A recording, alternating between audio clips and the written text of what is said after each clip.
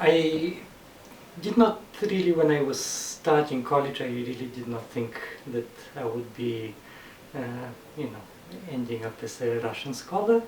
I was mostly a science kid, and that was really my college major, astrophysics. But especially in the summer of my junior year, as I was researching this stellar cluster NGC 6652, I remember, and reading, Tolstoy and Dostoevsky in the evening, I realized that one of these activities was much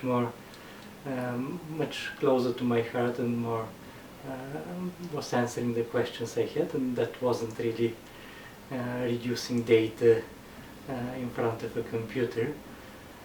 But since I didn't really have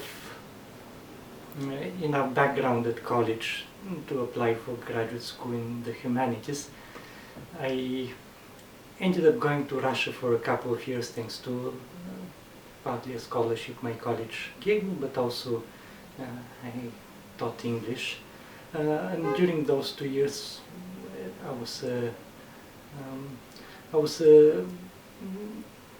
audited the Russian State University for the Humanities, a very interesting university in Moscow, which had been created by people in 1991 by people who had been dissidents before, and these were amazing intellectuals.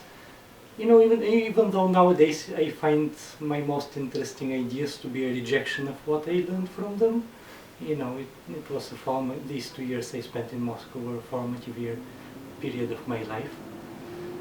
Then I did my PhD in comparative literature at Yale, with a focus on Russian, but my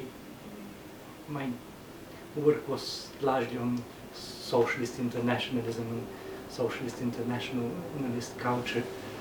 Then I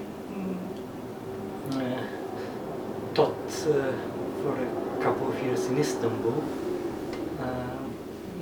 Was a postdoc at the University of Pennsylvania for a year and a lecturer at Harvard for another, and then I came to NYU. But in a sense, because I was a child in the late 80s and early 90s, and not really very conscious of what was happening around me, I've always been interested in, now that I'm in a position to reflect on these processes, I've always been interested in my childhood, and partly because Russia, I was born in Bulgaria. Russia is a much bigger country and society. I've been trying to answer many of the questions I have of my childhood on somewhat different Russian material.